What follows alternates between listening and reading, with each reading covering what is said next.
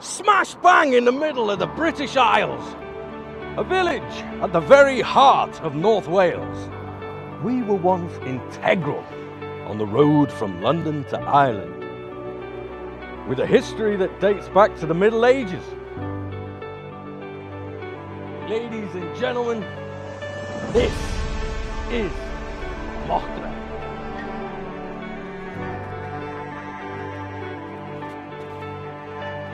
A place of work and a place of play.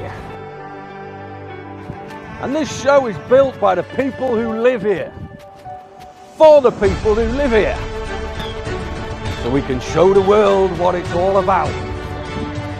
So if you want to share your news and views, if you have a special skill or talent that you want to share, or you want to tell us your stories of Mochtra past and present, or if you just want to kick back and watch the fun unfold, get involved.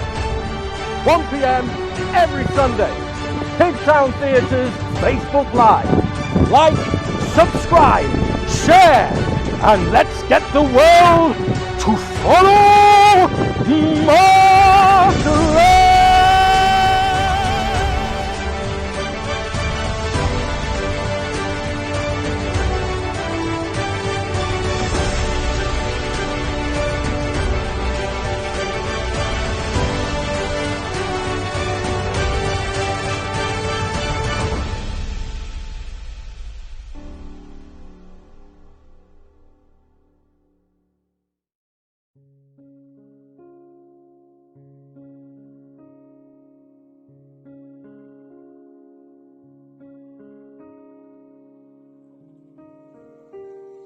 Pnawn da.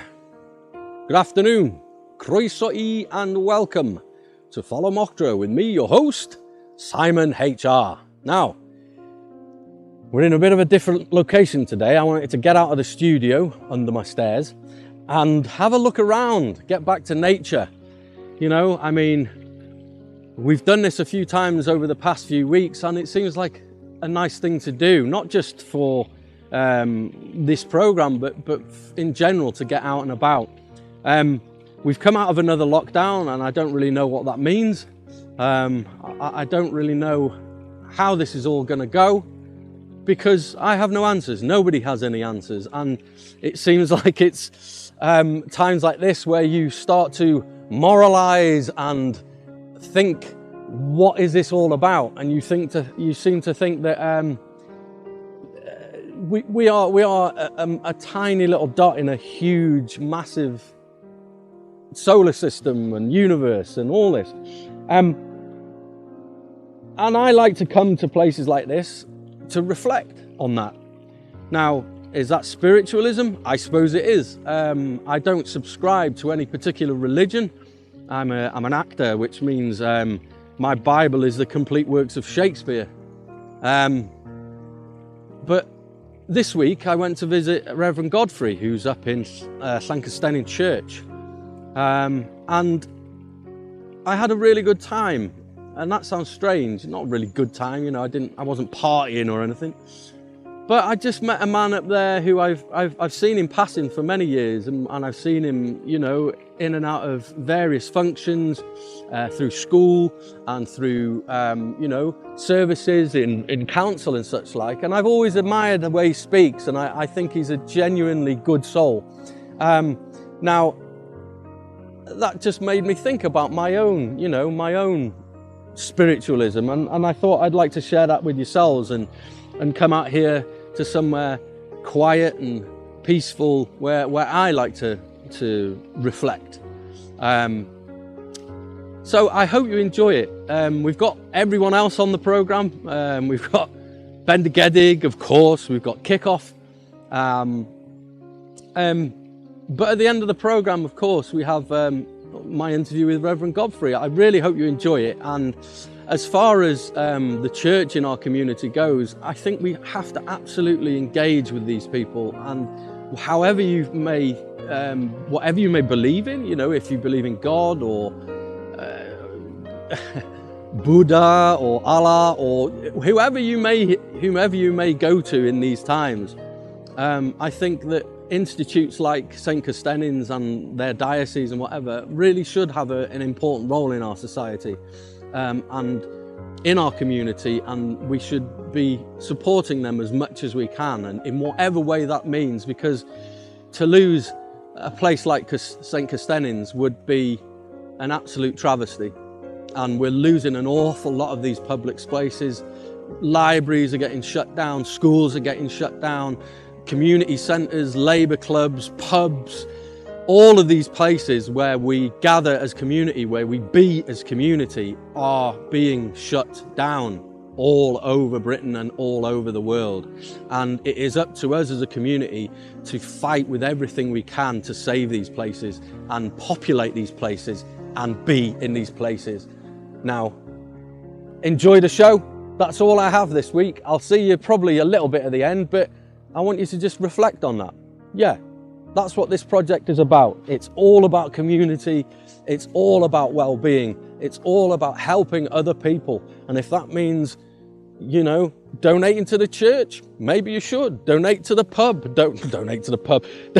Donate to your local sports club. Go and be a member there. Go and be a member in your local gym. Go and be a member in your local social club. Go and be a member wherever you want to be. Get out there into the community.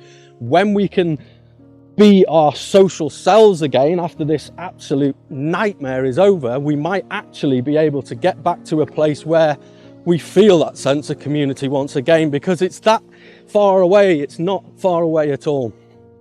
It's all around us. We just have to reach out sometimes and make the effort to do it. I know I've been one to not make the effort for many years at times, but I think this time now, we cannot let it go backwards.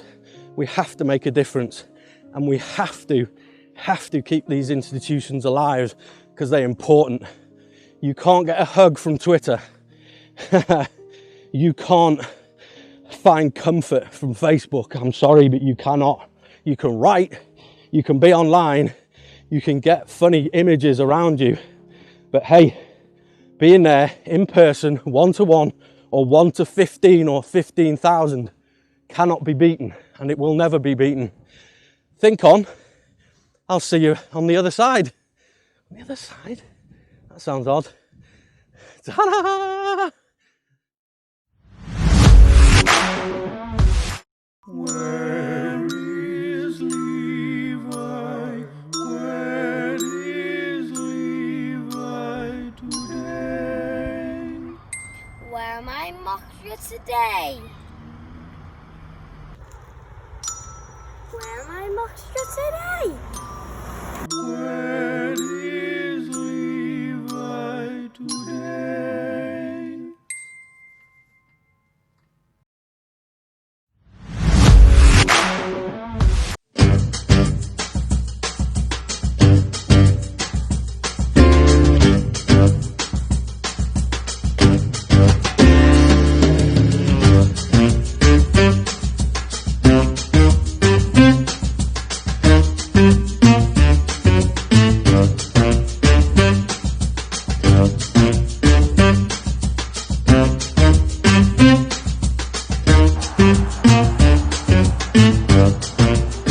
Yes, and welcome to another kickoff. Here we have Will Evans, very delicately done, cool as a cucumber, this character.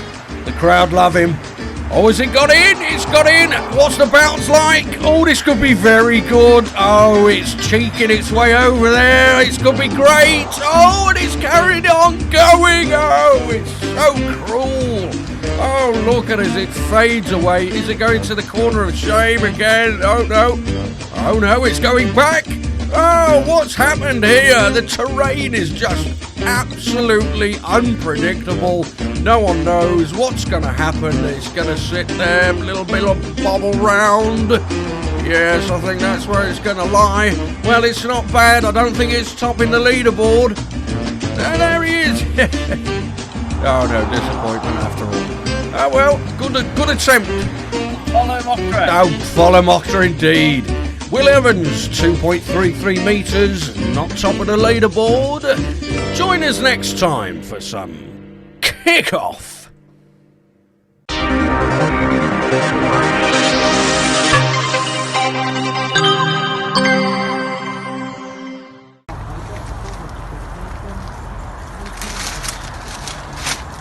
come here often? No, this is the first time this year. We usually go to Brunarium for the slows, but we've been and we've taken a few, left a few for the people, and we're just one bottle of gin short for our friends, so we've got a little bag here ready to do the slow gin ready for Christmas. Brilliant, I love your step ladder. This is fantastic. Get in there, get prepared.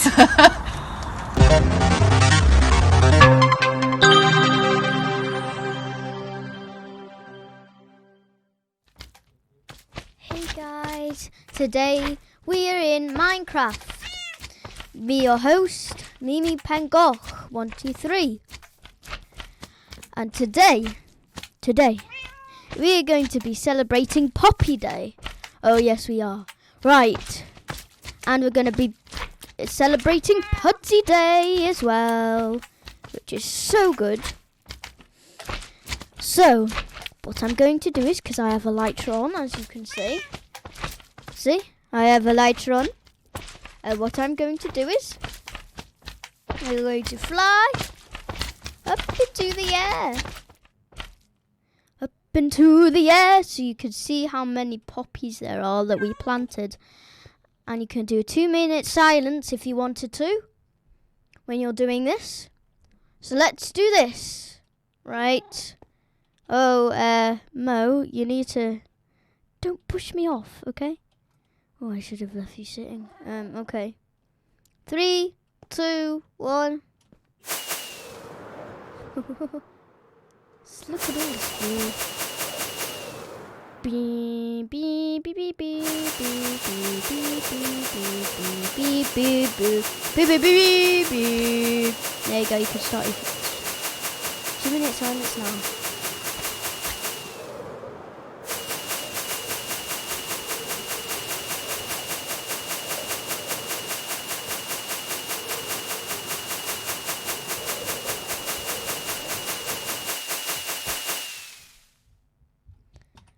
Okay.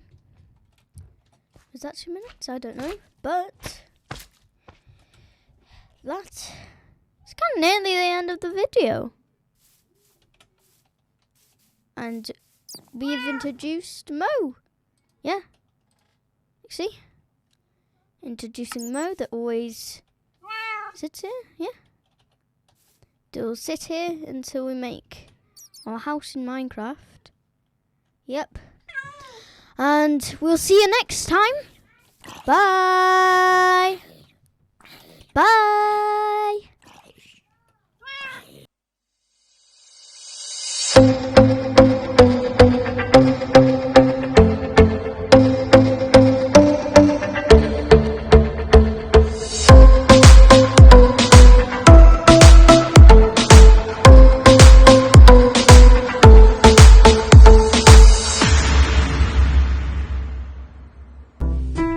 Hello, croeso and welcome to bendigedig.com with me, your host, Bendigedig. Well, look at that. Got a treat today for you. Well, during lockdown I decided, look at that, lovely hand-carved oak spoon. A doser made by myself, Bessan doser. And look at that. Well, it is a 3-pumpkin soup I made with the pumpkins from Halloween. Lockdown detox, that's what I've done. I tell you what, ew. Bendigedig. Absolutely. So put hairs on your chest. I tell you what a soup I made here. I made a load of it. Lasts me 5 days. 3 bowls a day. Ha! That's some going. Look at that. Ew. Well, in this soup, I put 3 pumpkins.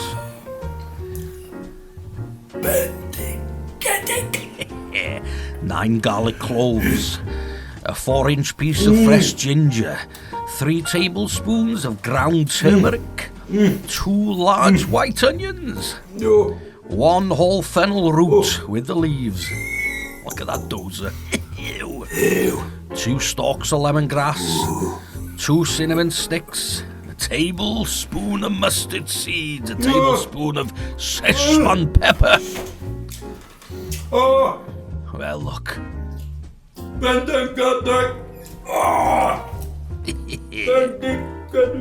There's 4 fresh kaffir lime leaves, a medium bag of red lentils, 1 small bag of quinoa and bulgur wheat, a bag of kale, zest of 1 unwaxed lemon, 2 tablespoons of smoked paprika, 4 tablespoons of rapeseed oil, and sea salt. Well, I tell you what, lasted me 5 days, and it was bloomin' ridiculous. Oh, I tell you what, when you've got on a health kick, this is the one for you, I tell you. Fresh as a daisy, just what you need in the autumn days as well. What to do with all them pumpkin, you see. Oh, got it all over me as well. Oh, but on the chair, lovely. Well. Oh, bit much so. There we are. Get it out, lad.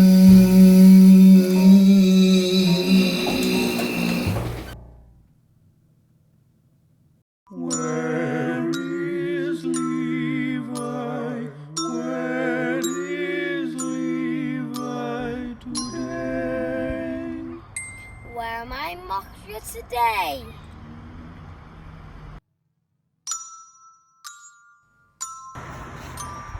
Where is Levi today?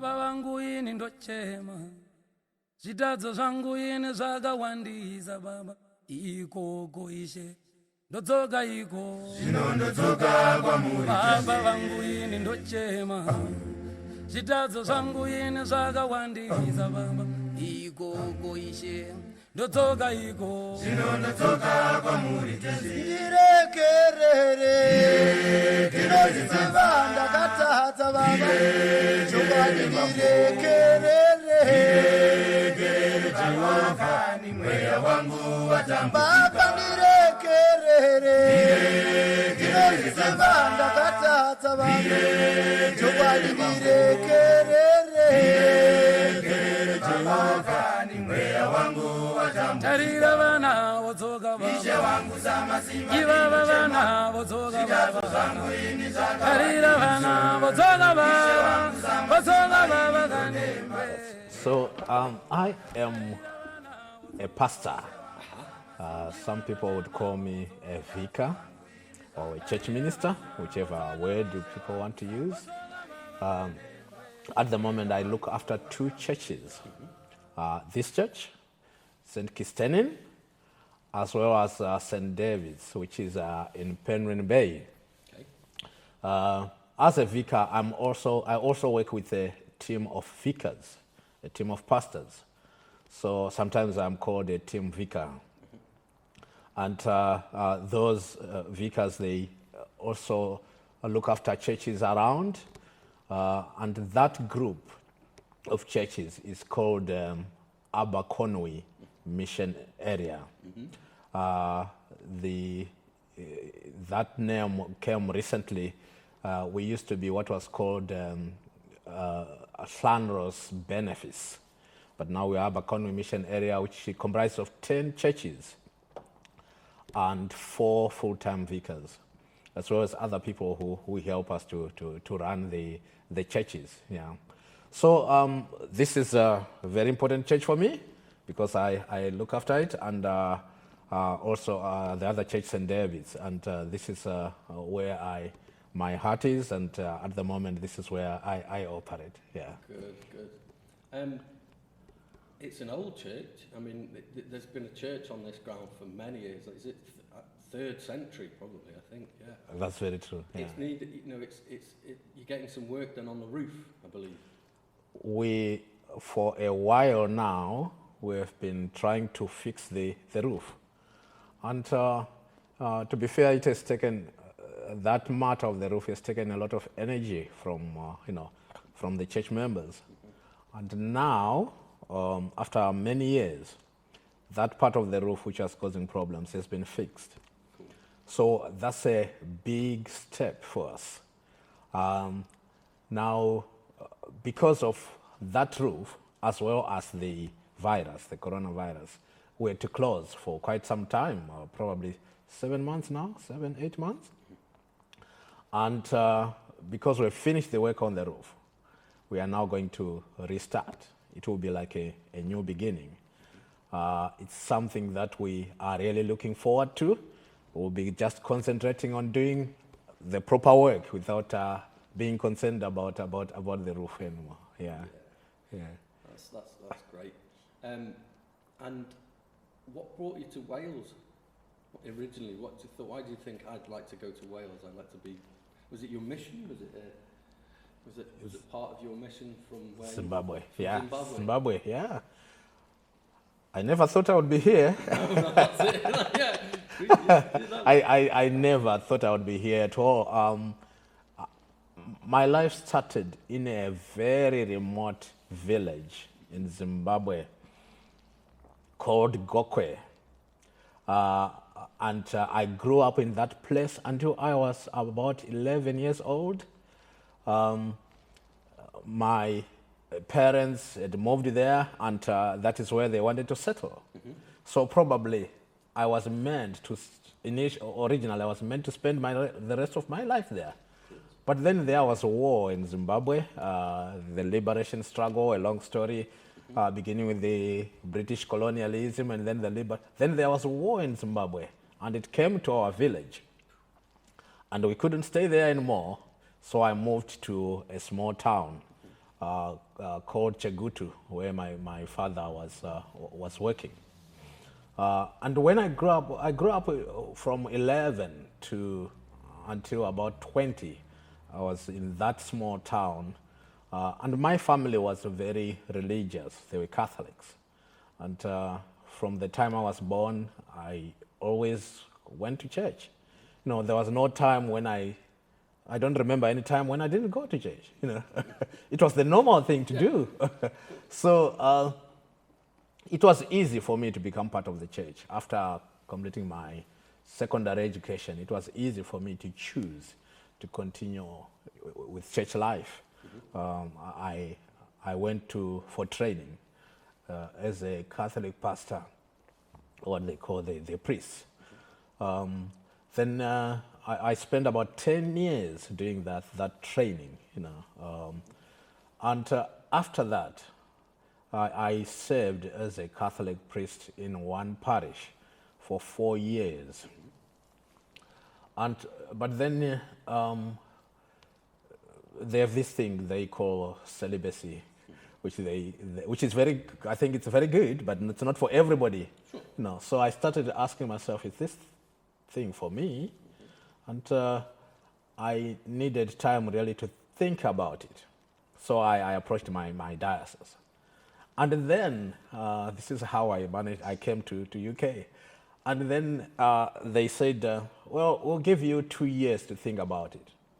Find a college where you go for those 2 years.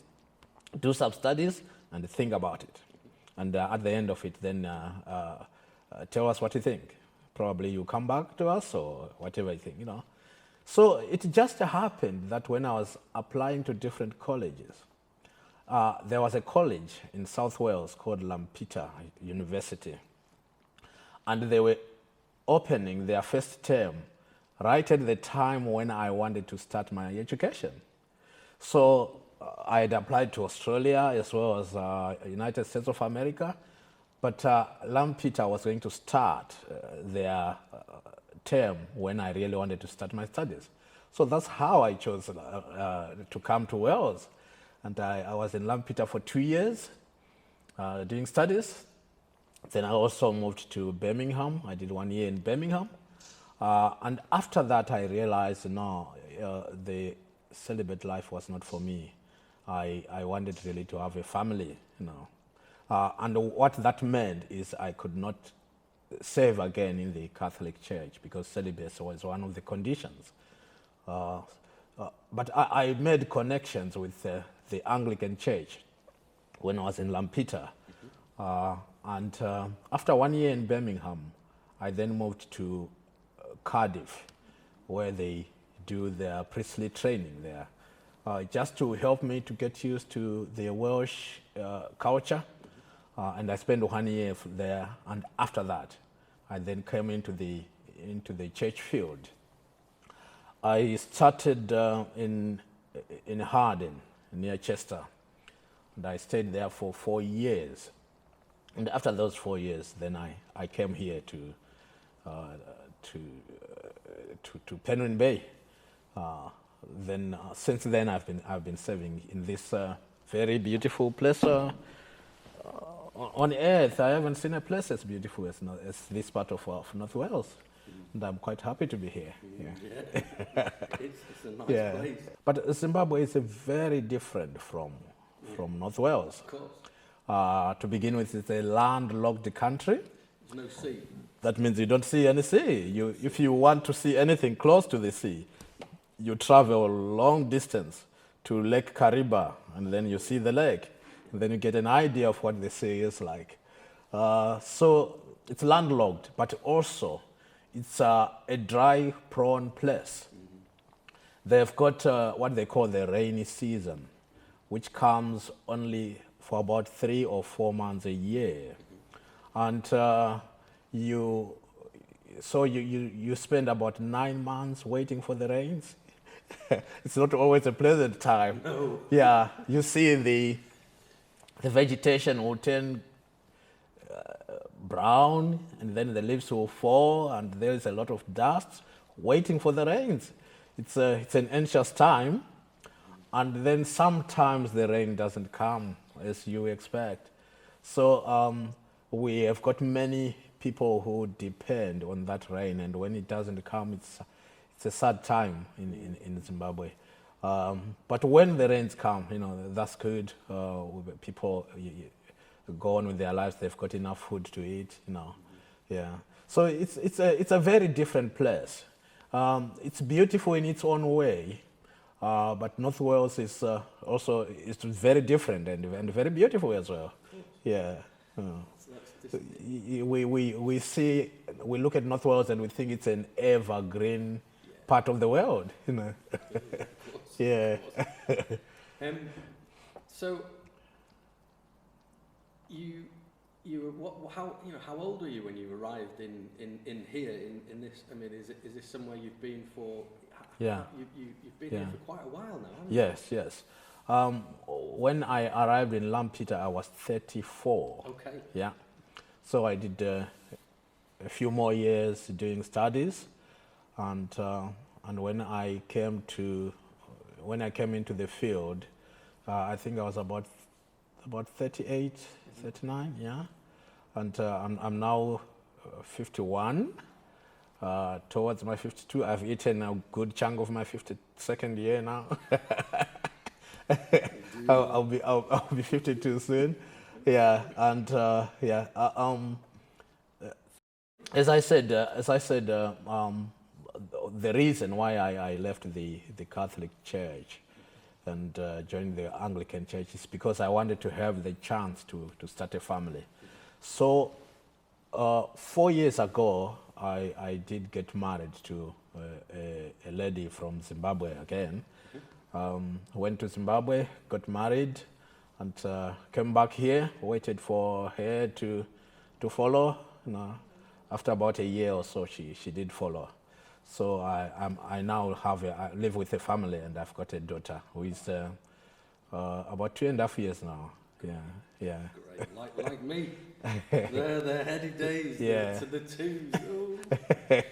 So that's lovely. Yeah. That's lovely. Yeah. And was she from the same part as Zimbabwe? Was it? Or was she as I said, I grew up in a small town in Zimbabwe. It's about 70 miles from the capital city, south of the city, which is Harare. Harare, yeah. But my wife, she grew up in the suburbs of Harare. You know, so only something like 10 miles from the city. You know, so she's a city girl.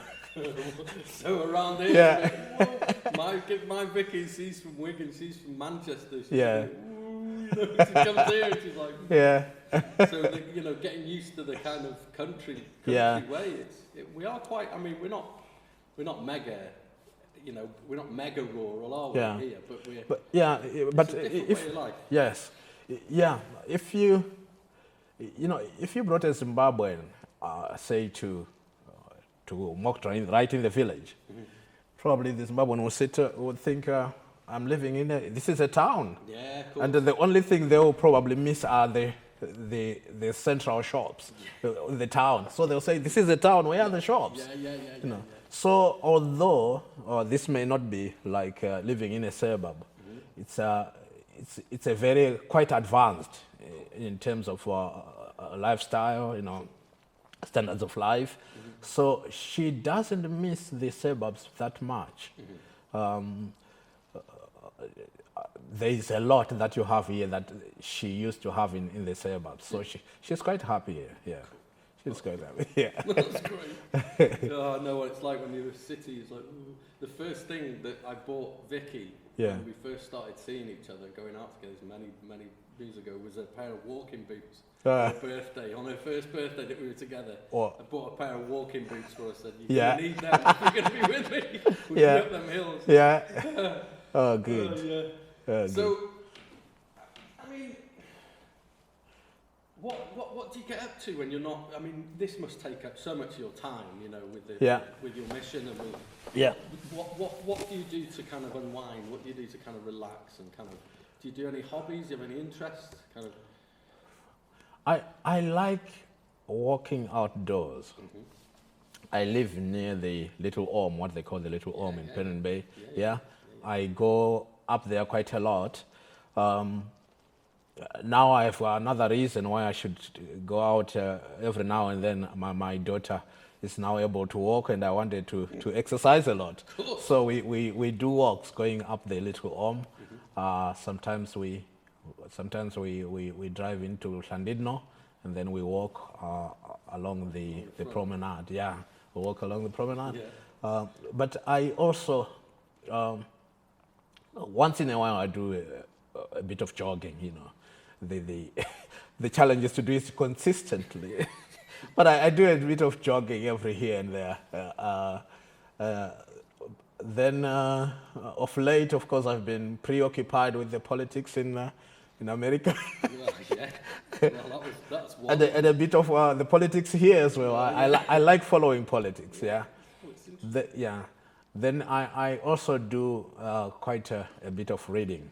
I'm a person who likes reading, particularly the books that have to do with my profession, my vocation. So I do a bit of reading of that as well. Do you have any particular authors that stand out for you, or is it a general mix of people? Writers? Yeah. Do you have any writers that you go back to and think? Yeah. There's a gentleman called Sinclair Ferguson. He has written quite a few theological books. I really like him. He speaks the language that I understand. And That's yeah. You've got to find the right. Yeah. Yeah, and he is quite inspiring in his writings. Yeah. Brilliant. Well, reading's always it's always a pleasure. And I mean, I spoke a bit before about kind of spiritualism and my take on things. There's this is a place of can be a place of great joy and a place of great great song and is that something I mean, song and the voice. I mean, I've heard you speak on many occasions in various settings. Is that a tradition from where you're from? Is that a kind of, because for Wales it is a big tradition, isn't it? Yeah. And I've often commented that you're a great orator. People go, what does that mean? But thank you. No, as someone who works in the profession of theatre and performance, there's a big crossover there, isn't there? There's a big, and I know many people in my profession that have had their roots in the church. So, do you? I mean, is that something that you just naturally fell into, or is it something you've kind of honed over the years? What do you think? Do you have any sort of idols that you look on and go, oh, they when I was in my upbringing, they were the person I thought, that's what I want to aspire to. Is there anyone like that in your life? Yes. One of the things that sort of inspired me to go into the church ministry is because I used to admire how some of the priests spoke. They were very good preachers, very good at expressing the points that they wanted to put across. And when I went to the seminary where I said I spent 10 years, they were very good speakers as well there, So you hear these people speak, and you think, if one day I become a pastor, I also want to be able to express myself in such a way that people do understand what I say, But this is something that continues really. I still have people who speak in such a way that once they talk, I say, well, will I ever be able to speak like this, and there are people who you don't want them to speak first and then you come second, because they are really good at what they say. So yes, there are people who have inspired me to do better. I have to admit there is a limit to what I can do in terms of imitating somebody. There's a limit because I've got my language, my own talent has got its natural limits.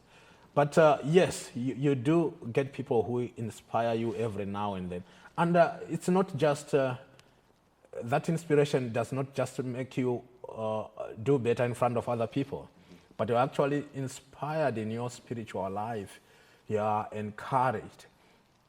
And you go to them in order to be uplifted, to be strengthened in what you do. Yes, there are such people, and in our ministries, we have got people we call spiritual directors. These are people who guide you, you know, in your spiritual life. They try to guide and help you in your spiritual life. And these are also people who encourage a lot, who inspire a lot, and who help a lot in what you do. Yes, there's also the aspect that in where I come from, you know, the culture.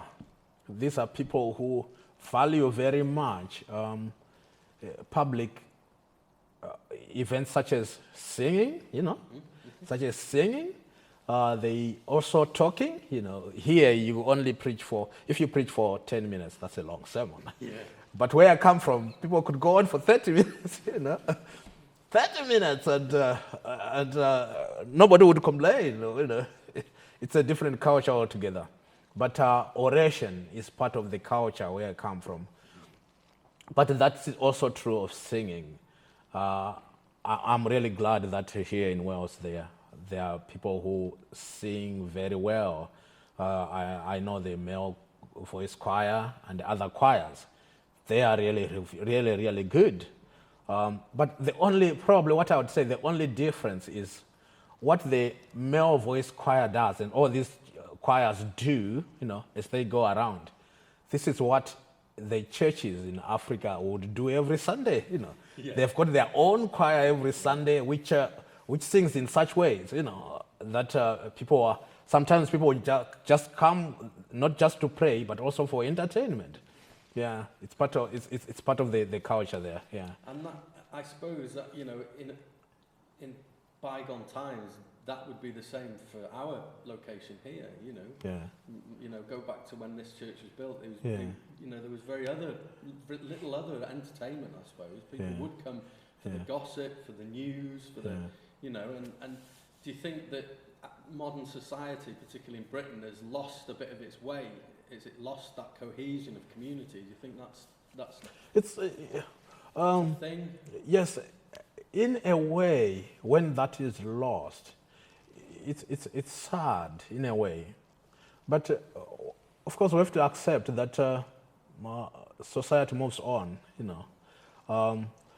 But the challenge now is, for example, for the church, you know, to lift itself up so that it can still meet the needs of the modern society, you know, where they are, you know, where they are. I think that's the challenge.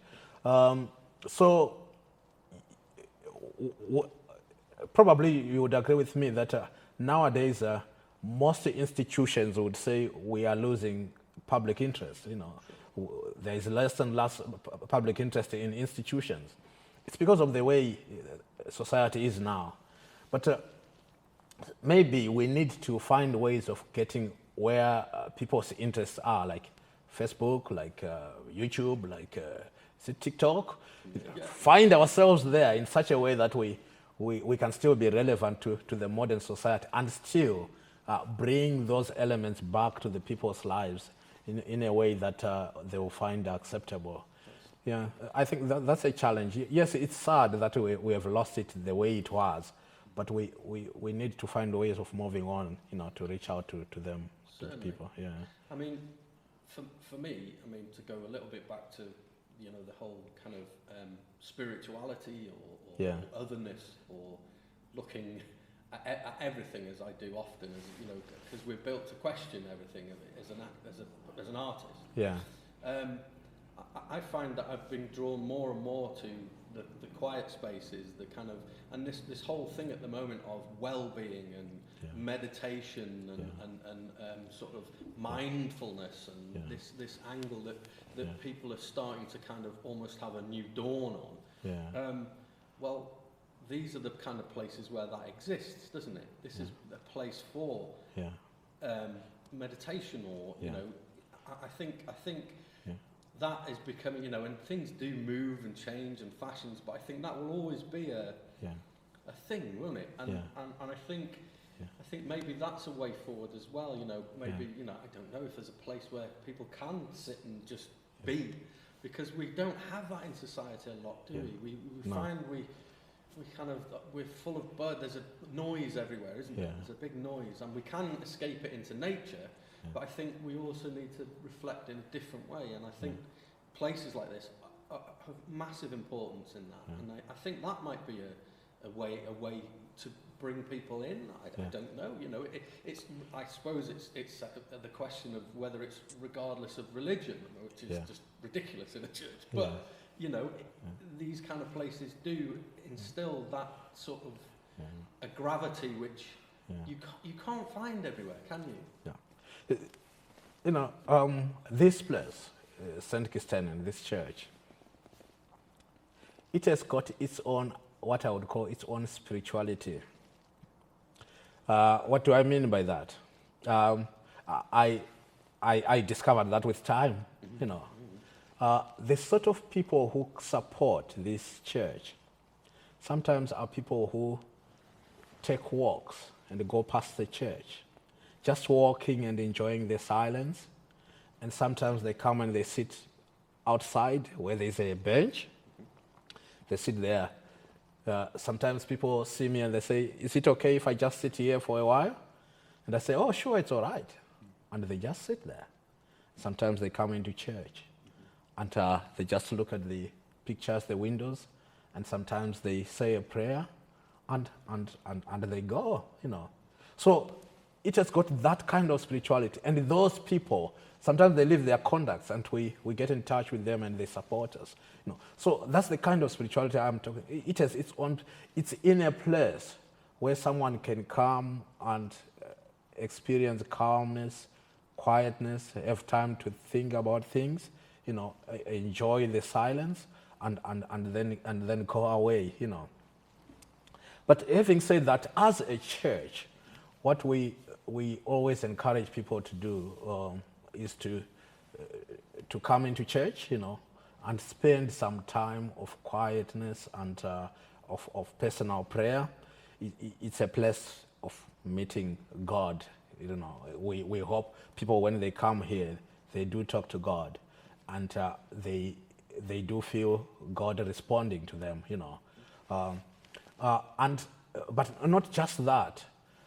As church people ourselves, we are encouraged, probably say once a month, to take some time, a day, you know, when we just go away and have a time of silence, a time of prayer, you know, a time when we are not thinking about the many difficulties that we come across in our work. But that time is also a time when you refresh, a time when you start again, a time when you try to put things in context, you know. Sometimes it's important to take a step back and then say, oh, this is happening, really. What's the meaning of all this? And then put it in a bigger context. This is the kind of quietness that we are encouraged to go into, so that from there we are strengthened, from there we get renewed, from there we get some direction, you know. And when we get engaged in that, it's easier for us to encourage others as well to engage in it and experience their spiritual lives. Yeah. Beginning with this church, frankly speaking, yes, it is in a beautiful location. There is so much that it offers where it is, but its future is in the community in Muktra. We need to connect with the community. We are doing a bit of that already, you know. We do take a few assemblies in schools, and we meet the parents, and we know people. We have got, we do some church boot sales on Sundays. We sell some plants, but it's really a way, mainly, it's not the idea is not to make money, but to meet people and be at the center of the people, you know. And that's where we meet people, and some people come to us and they say, oh, I want to be baptized, I want to baptize my child, I want my child baptized, I want to have a wedding, you know. We also are involved sometimes with the events that the council arranges, you know, such as towards Christmas, sometimes they have a community event, During times like yesterday when there was the remembrance service, we sometimes get involved, So this is very good, but we want to get more involved with the community. We hope we'll get more involved with the schools. They've been very kind so far. They've allowed us to have assemblies, and we think probably we could do a bit more things like Mercy Church. We did introduce it a few months ago, but then because of the coronavirus and other things, we want to continue doing that. We also think we could start some entertainment events, such as have music sessions. We were in the process of arranging that before the coronavirus, which has disrupted everything. We were hoping this year, we're going to do 5 or so, not exactly discos, but music sessions where people would just come and enjoy themselves, just to relax, enjoy themselves in the village hall. We're looking forward to that. And the other things that we think we could do, we want to be involved in some garden work. If there's community gardens, we want to get there involved, and we want to, we have some people who are good at doing landscaping, so we could also do that. So these are the things that we think if we get involved in, we could be more, we could get closer to the community. We want the community to know us. We want to know the community. We want to serve the community, and we want them to know we are around. Yeah. Then in the long run, talking about the future at some point, I don't know when. At some point, probably I'll be moving to another place, and that depends really on what the church wants me to do. Probably I'll be moving to another place, and I still don't know if I'll go back to Zimbabwe. I'm here at the moment, and I'm enjoying life here. I'm not a citizen here, but I'm happy to be serving here at the moment, and we'll see what the future brings. Yeah. Yeah. Yeah. Well, it's been an absolute pleasure talking to you. Thank you. I've really enjoyed it. I mean, I've seen you in passing many times, and we've never really had a. Yeah. Well, this is a bit. Yeah. Yeah. Like a conversation you have down the pub, but it's been a real pleasure to speak to you. Yeah. And whatever you do, I'm sure we can really make a difference here. And it's about pushing forward and taking everyone, leave no person behind. That's true. That's true. Good man. Yeah. Thank you very much. Thank you. Thank you. Brilliant. Oh, yeah. Yeah. That was lovely. Oh, yes. Oh, thanks. You enjoy it? Yeah, it's much easiir when someone is guiding you. Yeah, you see.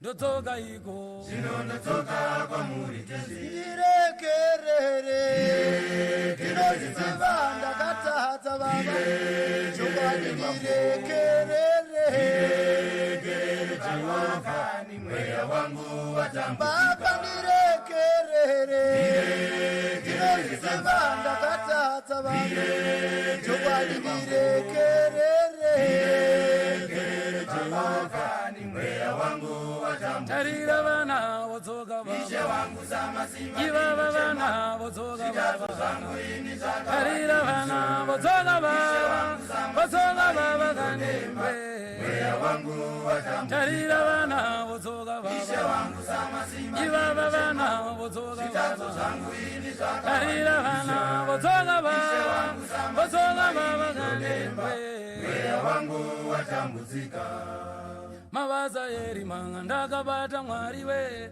panyika pano akawandiza ndaizaziva kuti achandiremera baba Ndotoka kwa muri tenzi vana vevanhu vandakabata chibharo vamwe vacho ndakatovapa mimba pedzeso ndovaramba onai vaomerwa baba Ndotoka kwa muri tenzi vanasikana vari kubvisa mimba vamwe vacho vari vari kurasa vana haisi mhosva yavo ndini muparanzongo